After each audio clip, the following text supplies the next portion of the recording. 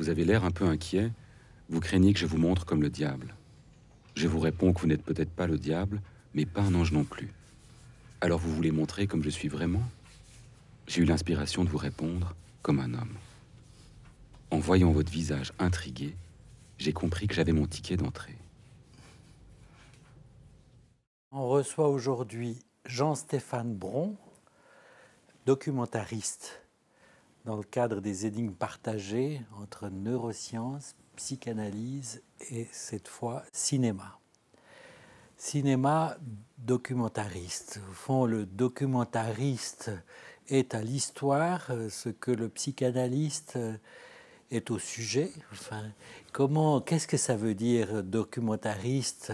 La question qu'on partage avec Pierre Magistretti, c'est celle de la trace laissée par l'expérience, qui modifie le réseau neuronal, qui introduit des changements.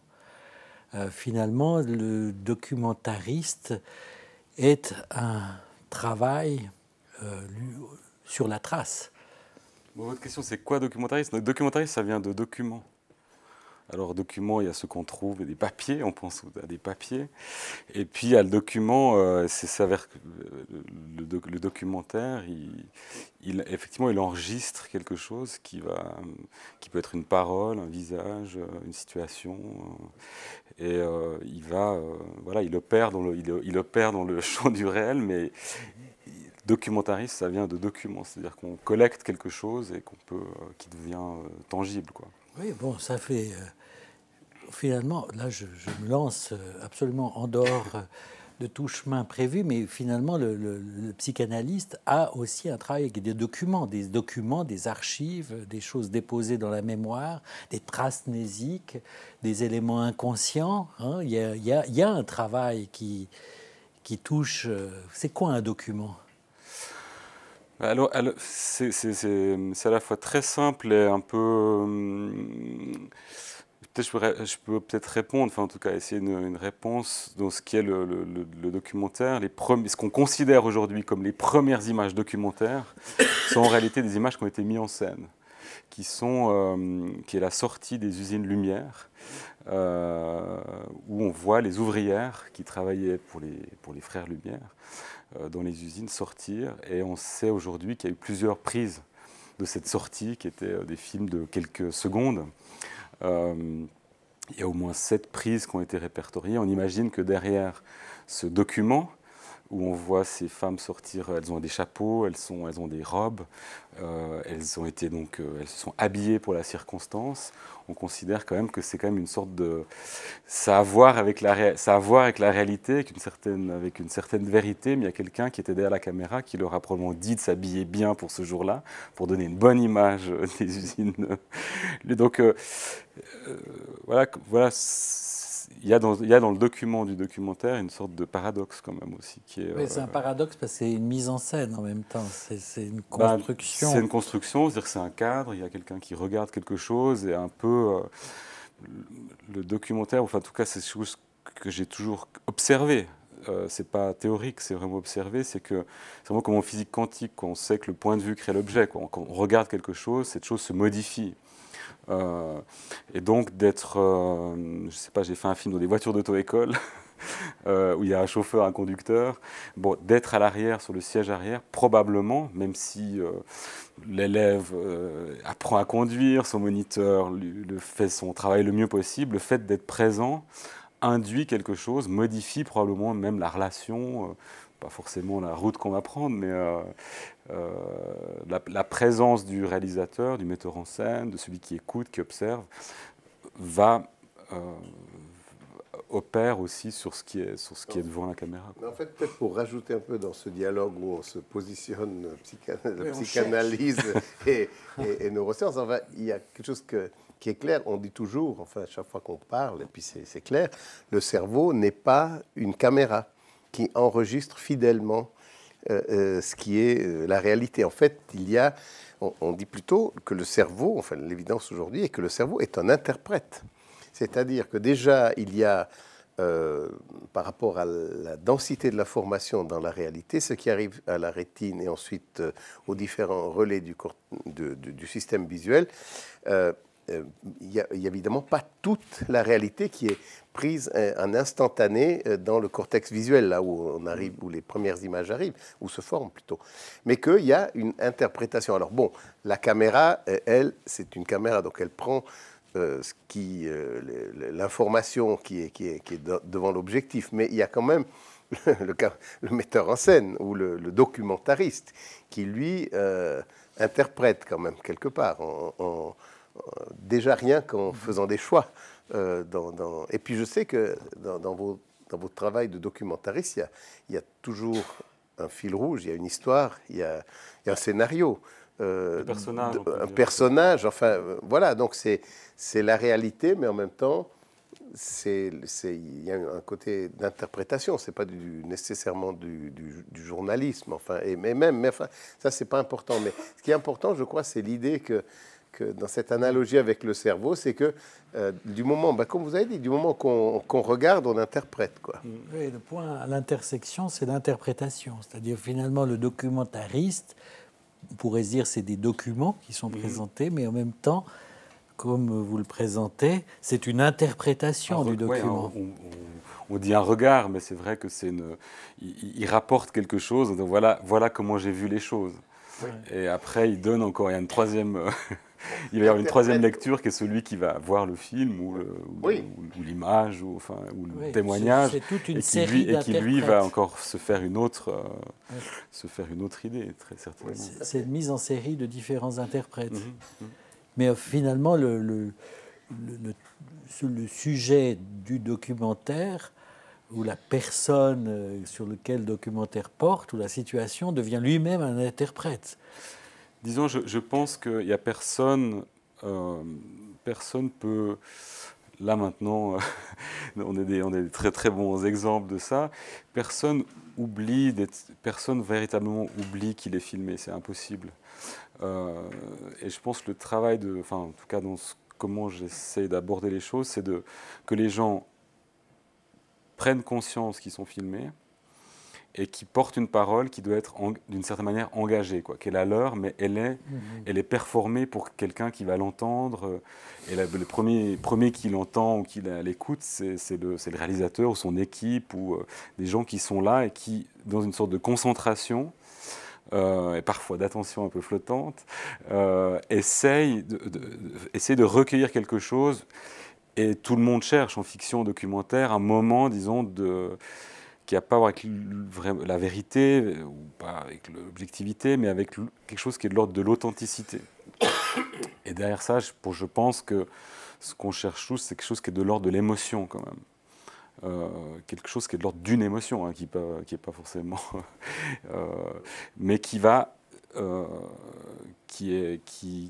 à voir, je pense, quand elle est trouvée, qui a à voir avec l'authenticité d'une situation, d'une parole donnée, recueillie, etc. Ouais, donc ça, c'est quand même une grande différence avec la fiction, où on a un personnage qui, si c'est un très bon acteur, il arrive à s'imprégner du personnage, personnage, mais ça restera toujours une fiction. Tandis que là, en fait, le personnage, il est réel, il raconte sa vie, mais il l'interprète aussi quelque part. Exactement. Je pense que la seule différence, vraiment la seule, c'est que si vous avez frappé à la porte d'un quelqu'un qui est dans un documentaire, vous allez trouver son adresse et sa fonction est celle qu'il exerce dans la vie. Voilà. C'est la seule différence. C'est la seule différence entre la fiction et le documentaire, c'est la question du personnage.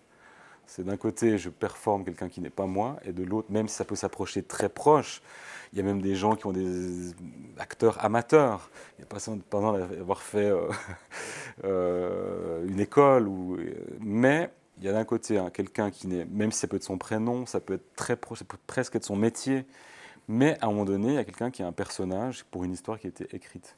Mais ça veut dire qu'il s'interprète lui-même alors Dans le documentaire, c'est ça que je pense, c'est que les gens, à un moment donné, se performent quelque chose. Moi, c'est toujours c'était Raoul Ruiz, qui est un cinéaste je crois que ça m'a toujours souvenu de ça. Il disait, mais les femmes au sud quand il y a un mort, par exemple, quand il y a elles vont vers, on voit ces images où les gens s'adressent à la caméra et viennent pleurer devant la caméra, crient devant la caméra, s'adressent à la caméra. On voit ça dans des reportages de guerre ou des situations conflictuelles, etc. Où il y a et tout à coup, il y a quelque chose qui est vraiment de l'ordre de la performance. On fait quelque chose pour quelqu'un qui va le regarder, l'écouter, on fait faire quelque chose.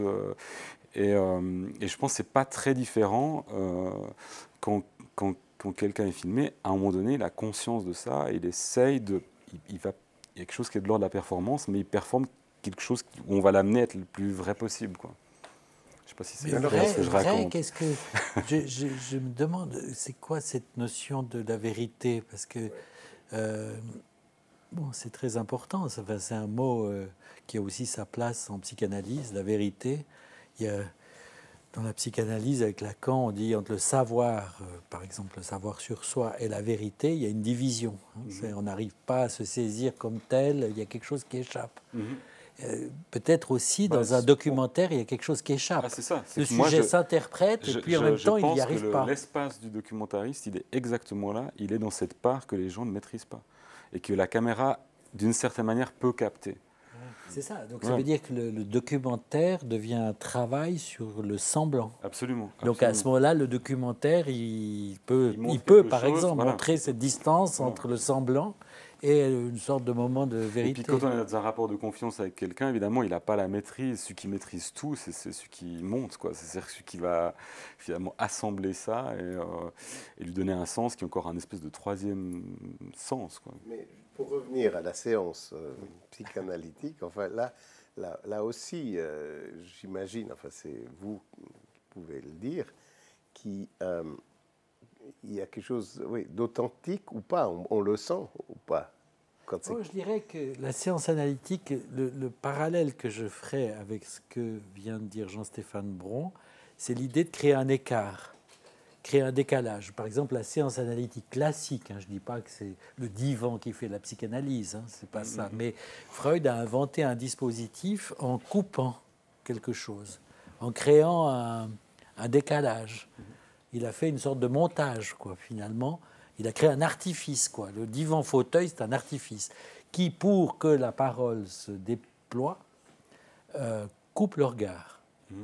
Alors après, bon, c'est une idée assez surprenante, finalement. Alors après, on peut dire, oui, ça vient de l'hypnose, ça vient de la relaxation, ça vient de je ne sais quoi, finalement, ou bien que Freud supportait mal d'être regardé toute la journée pour permettre l'association libre, qui justement, enfin, nécessite certaines conditions.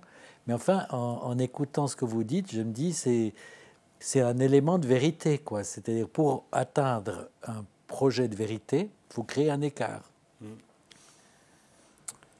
Disons, c'est plutôt, je pense que on se fait une idée d'un personnage. Et moi, je me fais de l'idée de la part qui lui échappe. J'essaye, en tout cas. Et je me dis que ce qui va être le film, c'est d'explorer. C'est d'explorer en tout cas la part, pas forcément non consciente, mais parce que là on a à voir plutôt avec ce que les gens dégagent comme... ça forcément la avec la part qui leur échappe.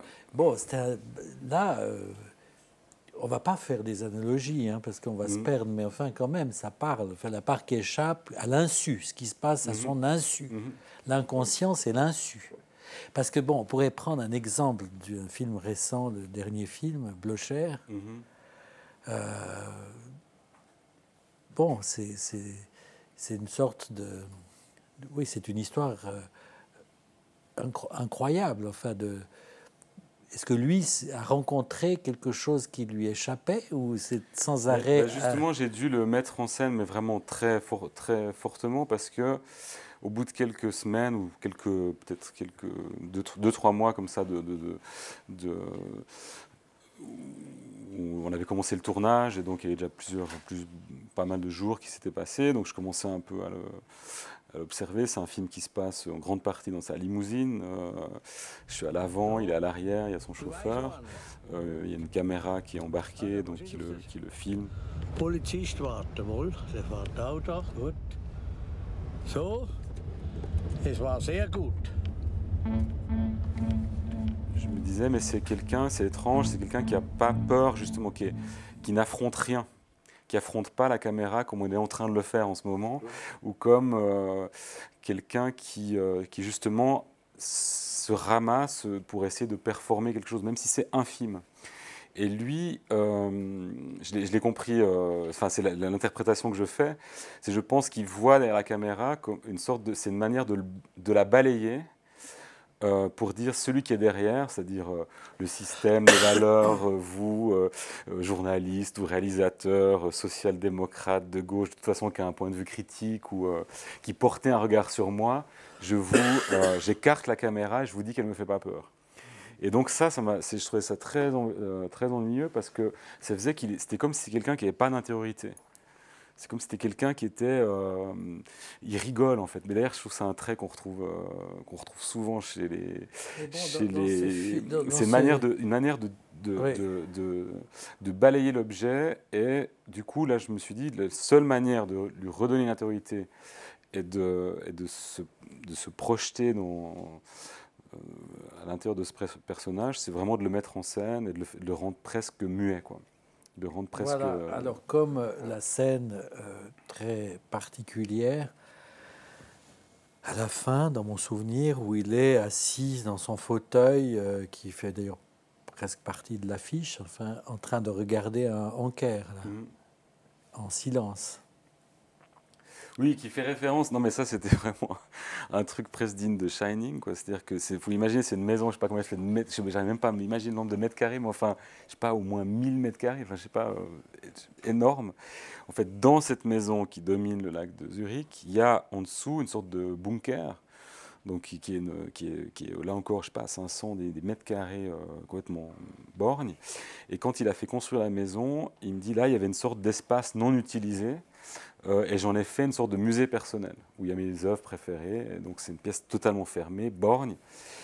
Et il y a dans cette pièce juste une chaise qui est posée. Et quand on a visité la maison de son enfance, qui est par ailleurs la maison où a grandi Jung, où Jung a passé entre 0 et 5 ans, je lui dis, mais est-ce qu'il y a un endroit dans cette maison où vous vous sentiez en sécurité, un endroit qui était le vôtre, où vous étiez vraiment... Et là, il fonce vraiment vers un endroit qui est complètement abandonné, on est 60 ans plus tard, 65 ans plus tard, et recouvert de lierre, et c'est un petit cimetière privé, qui était le cimetière des nobles du château d'à côté, de ce petit hameau de Laufen am Rheinfall. Ob sie geschehen, das ist ja nicht zu fragen. Die Perle jeder Fabel ist der Sinn. Et il me dit c'est sur ce banc-là que j'ai passé des heures et des heures seul. Et donc tout à coup, entre le bunker, enfin cette espèce de pièce où j'aurais juré qu'elle avait exactement la taille de ce cimetière, je me suis dit il y avait un truc qui était... Mais bon, c'est ce que je cherchais aussi à part ça, hein. C'est tous les signes de ce qui avait... disons, on va dire, les traces dans l'enfance qui avaient essayé d'essayer d'aller rechercher ça. Enfin, donc je l'ai trouvé parce que je le cherchais, disons. Oui, oui. Et qu'est-ce qui fait, bon, vu que vous avez une expérience en tant que documentariste de mettre en scène des personnes, qu'est-ce qui fait que les personnes dont vous faites un document s'intéressent, sont d'accord? Est-ce qu'il y a un côté de confession, exhibition, ou bien au contraire, amusement?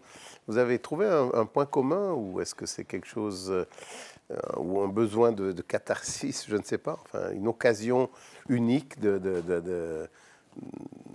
Non, je pense que les gens, honnêtement, je crois que ceux qui acceptent, d'abord, les gens qui disent oui vite, en général, je ne les prends pas. Donc,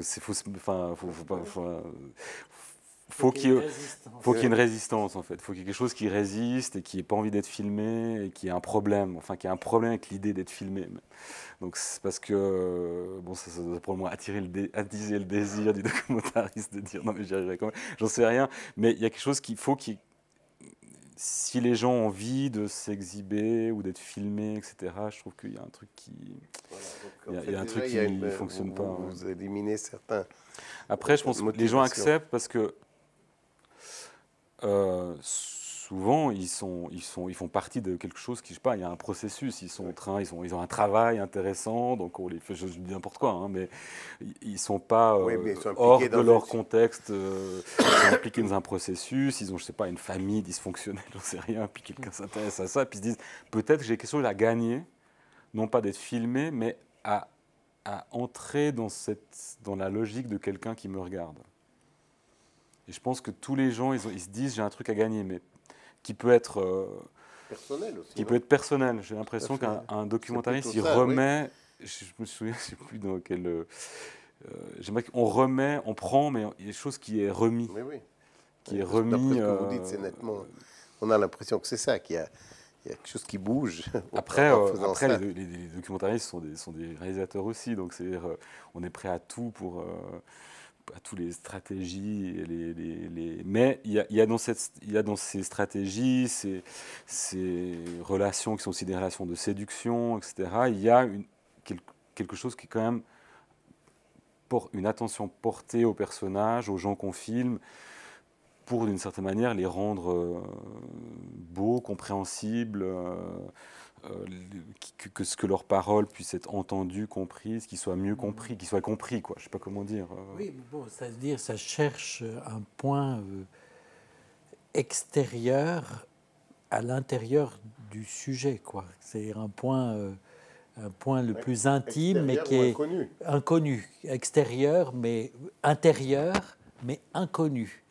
Et que, au fond, le film est une recherche sur ça, sur ce point à l'intérieur qui est le plus extérieur au plus intime de soi. Parce que, par exemple, je me dis, par rapport à certains types de documentaires où il y a un côté démonstration, il y a le sentiment d'un a priori, pas du tout dans vos films, mais dans certains types de films, plus journalistiques, je sais pas, il y a un a priori de démontrer quelque chose, comme si ensuite c'était comme un cas clinique où on prend les éléments comme des vignettes qui viennent illustrer un discours a priori. Tandis que là, dans la pratique de documentaire que vous avez, c'est un documentaire qui fait une sorte d'exploration de ce point énigmatique finalement.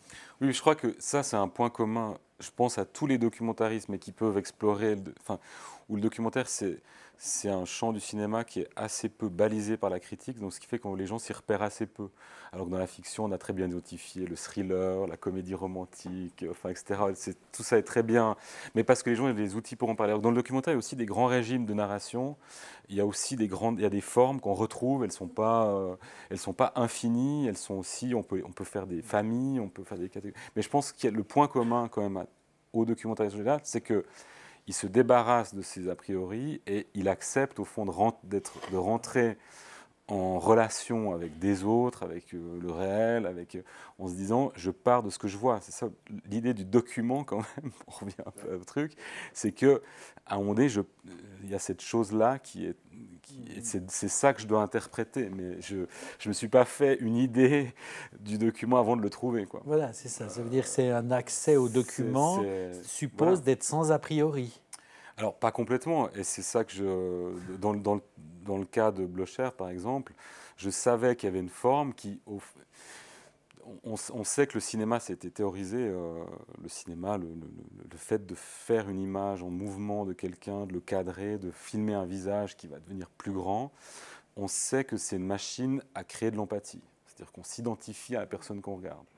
Et donc, c'est une machine infernale si on filme Christophe Blocher, parce qu'on sait, avant de commencer le tournage, qu'on va créer quelque chose qui est de l'ordre de l'empathie et qu'on se met dans une position d'essayer de comprendre qui c'est, comme quelqu'un qui rentre dans une pièce, mais qui ne serait pas en communication avec vous.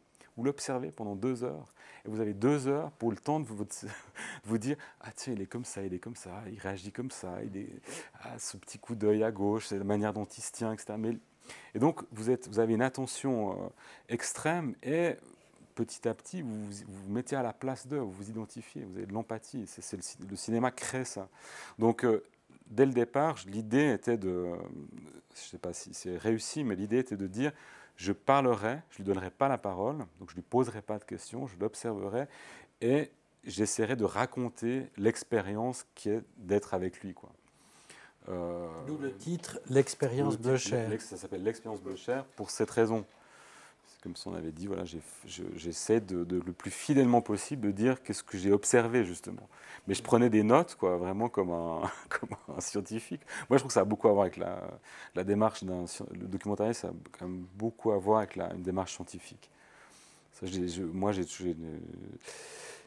on prend des notes, on a une hypothèse de départ, et puis après on teste le truc, et puis si on est honnête, on accepte de changer, que l'hypothèse était fausse et de la recommencer. Et puis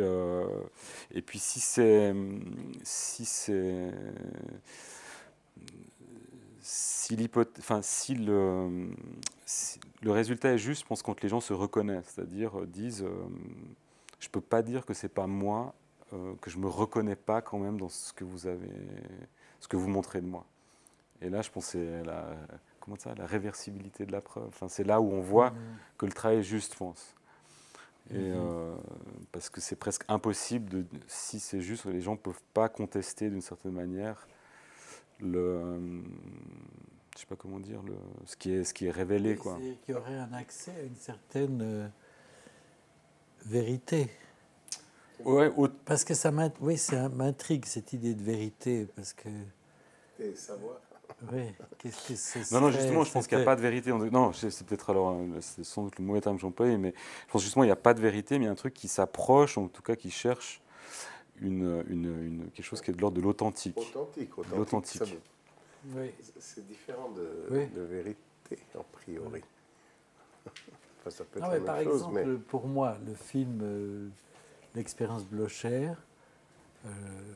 m'a frappé énormément, peut-être à travers une interprétation où le film laisse l'espace à l'interprétation du spectateur. Et mon interprétation, c'est un film sur la peur, quoi. Parce qu'au fond, il présente ce point de peur. Donc c'était un film sur la peur qui est aussi un film sur la Suisse, quoi. C'est-à-dire cette position de peur de l'étranger et qu'on retrouve dans cette scène inaugurale dans sa maison d'enfance. Enfin. Et ça, c'est un petit délire de celui qui regarde, parce qu'il a un certain regard qui fait que lui-même, il fait une expérience, ou c'est quelque chose de découvert à l'intérieur du travail du film?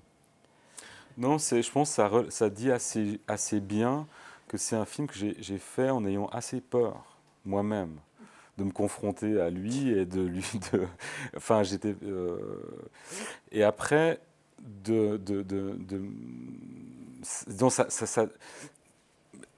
je voulais pas voir Blocher comme la maladie, quoi. Je trouvais que c'était un peu trop facile. Je trouvais qu'il devait être le symptôme de quelque chose. Donc, voilà. C'est un film qui présente un personnage comme étant le symptôme d'une société et non pas la maladie. Parce que la maladie, je trouve que c'était un peu trop facile. Et je trouve que c'est la position dans laquelle on l'a... la manière dont on l'a combattu, c'est en le désignant, alors que j'ai l'impression qu'il est le symptôme et c'est ces symptômes que j'essaie en 1h30, donc modestement, d'explorer, quoi. En disant, il est l'émanation de quelque chose, mais qui au fond, il est le... Et ça, j'y suis arrivé, là encore une fois, mais alors vraiment loin. J'étais des années-lumière de m'imaginer qu'il avait grandi dans la maison de Jung, donc j'avais jamais lu Jung de ma vie, donc je me mets à lire Jung. Et il parle de l'image inversée, quoi, du héros, quoi, le monstre comme l'image inversée du héros. Et je me disais, voilà, il est une sorte de... Il est une sorte de trace de notre inconscient collectif, et quelque chose qui n'est pas facile de regarder, qui n'est pas facile de... Avec le cimetière qui a une place centrale, parce qu'au fond, il regarde ce qui a disparu. Le cimetière, d'ailleurs, même Anker, c'est peut-être que lui-même, Anker, peignait ce qui disparaissait, quoi. Enfin, on le sait. Anker, il y a une super belle lettre du Conseil fédéral écrite à Anker il y a plus d'un siècle qui dit « Continuez de peindre ce pays qui disparaît, ces paysans qui disparaissent ». C'est ça, il y a déjà un siècle et demi. Anker, ils avaient très conscience qu'ils filmaient, qu'ils qui peignait déjà quelque chose qui était en train de... qui mourait. La Suisse était au 19e, en Querpin, un des pays les plus industrialisés d'Europe, où donc il y a cette ouais. Non, c'était intéressant, je trouvais. Enfin, disons, après, moi aussi, là, je pars de ce que je vois, c'est que je vois que c'est quelqu'un qui est obsédé par le portrait. Il a des centaines de portraits chez lui et obsédé par le paysage. Mais un paysage qui est complètement, chez Hodler, c'est un paysage dont on a gommé qui est complètement épuré, quoi. Et je trouvais intéressant d'essayer de faire un portrait, disons, dans le style aussi du film, d'essayer de s'approcher de ça, quoi, de dire c'est à la fois l'art du portrait d'Anker, d'essayer et puis en même temps d'inscrire cet homme aussi dans un paysage, quoi. Et l'hypothèse psychanalytique, on va dire, c'est de dire son père, c'était quelqu'un qui voulait être paysan. Donc qui voulait avoir et qui est un paysan contrarié, quoi. Il pouvait pas avoir son propre domaine, et il a fait d'un pays son domaine, quoi. C'était un peu donc il y a quand même des a priori, en tout cas narratifs, quoi, de dire voilà, c'est un peu comme ça maintenant que je vois le personnage, c'est comme ça que j'essaye de. Et ça, c'est le résultat de l'expérience. Ouais, et d'une sorte d'enquête, on va dire, une sorte d'enquête dans l'intimité de quelqu'un, ou de très honnêtement dire voilà, c'est ça que il me semble que c'est ça qu'on peut dire. Mais c'est justement ça, c'est que c'est très scientifique quelque part, enfin, c'est très objectif, quelque chose on met des observations ensemble et il y a quelque chose d'inattendu qui émerge. Enfin, c'est ce qui est de plus excitant dans la science d'ailleurs, quand on arrive à faire ça. Mais est-ce qu'il y a... Enfin, on a eu l'occasion de discuter de l'intérêt aussi pour un objet ou quelque chose de complètement différent, qui est le cerveau. Qu'est-ce que vous êtes intéressé à faire un document sur le cerveau? Non, en fait, je vais essayer de dire très rapidement. Non, mais j'ai fait 3 films qui étaient très politiques et qui, au fond, avaient pas mal de liens entre eux, quoi. Le premier, c'est un film qui se passe dans une commission parlementaire qui parle de génie génétique. Et au fond, c'est un film qui dit que derrière la politique, il y a de l'économie, il y a de l'économie, qu'il y a des intérêts derrière. Donc je me suis dit, tiens, je veux faire un film sur l'économie, je n'y connaissais rien. Arrive la crise des subprimes, la crise de 2008, la fin de Lehman, etc. Et la poussière de donc j'ai fait un film là autour, et puis la poussière de cette crise retombe, et on voit émerger un peu en Europe, mais enfin le Tea Party aux États-Unis, sur les cendres encore un peu chaudes de cette crise, des partis qui émergent et qui tirent parti au fond de cette... Voilà. Donc je me suis intéressé à Bleucher dans ce cas de cette réflexion. Et puis, pourquoi la science aujourd'hui, de façon un peu... C'est que le fil rouge, un petit peu, c'est quand même l'enjeu... C'est d'essayer quand même, c'est quoi l'enjeu démocratique, quoi. C'est quoi la démocratie? C'est d'essayer de faire une sorte de photo la plus honnête possible, dire ben, aujourd'hui c'est comme ça que je la vois, ou que je vois ce qui est en train de se passer. Et je trouve qu'autour des grands enjeux scientifiques, en l'occurrence, tout ce qui se fait sur le cerveau, mais comme fil rouge, l'intelligence artificielle, il y a, je trouve, des grandes questions qui se posent de démocratie, quoi. Où je trouve que la politique n'a plus vraiment sur ces questions-là, au fond, il y a des changements majeurs qui sont en train de se produire, fondamentaux, qui échappent complètement à la politique et qui se passent du côté des sciences, quoi. Et l'intérêt, que vous avez dit, le fil rouge, c'est la démocratie. Comment, en quoi cet aspect scientifique qui émerge est lié c'est l'accès à la connaissance, c'est des moyens importants qu'il faut mobiliser aujourd'hui dans cette big science. Est-ce que c'est... Non, c'est simplement, j'ai l'impression, c'est qu'il y a tout un champ à travers les... disons, il y a des très gros... Enfin, les grands enjeux économiques et politiques aujourd'hui, j'ai l'impression qu'ils se passent autour des sciences du cerveau, oui.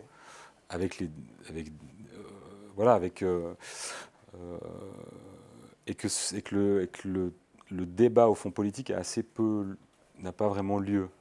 il y a un débat scientifique, des controverses, est-ce qu'il faut faire plutôt ci, plutôt ça, est-ce que là.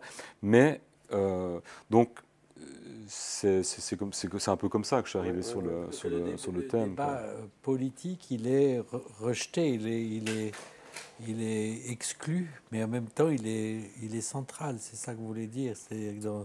C'est un nouveau modèle. Je pense que ça va impacter de façon massive la vie des gens, nos vies, sur les questions sur le corps.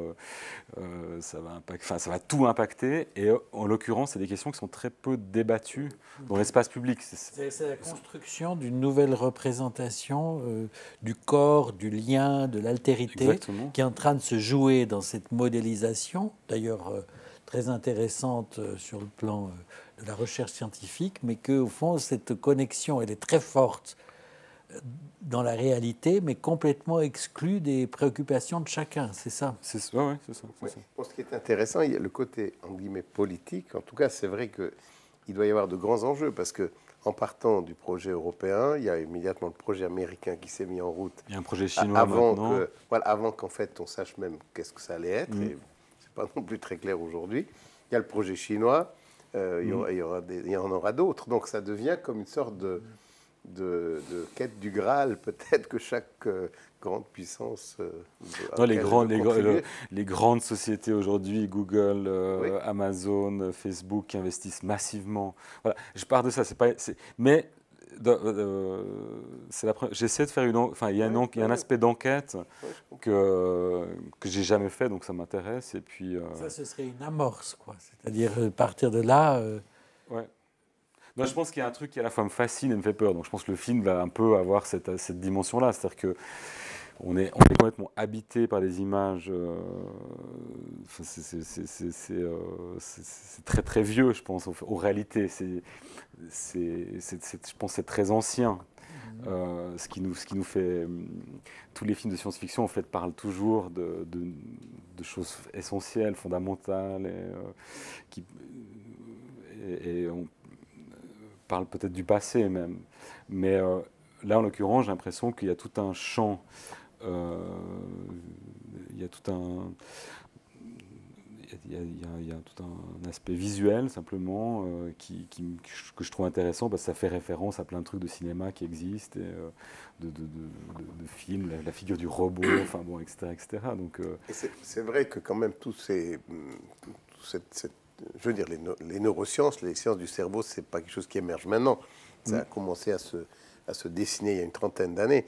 Mais il y a clairement eu la révolution digitale, la puissance informatique, la visualisation, le monde digital au sens le plus large du terme, qui tout d'un coup fait émerger le cerveau comme un objet quelque part qui incarne tout ça. Enfin, c'est une sorte d'objet mythique.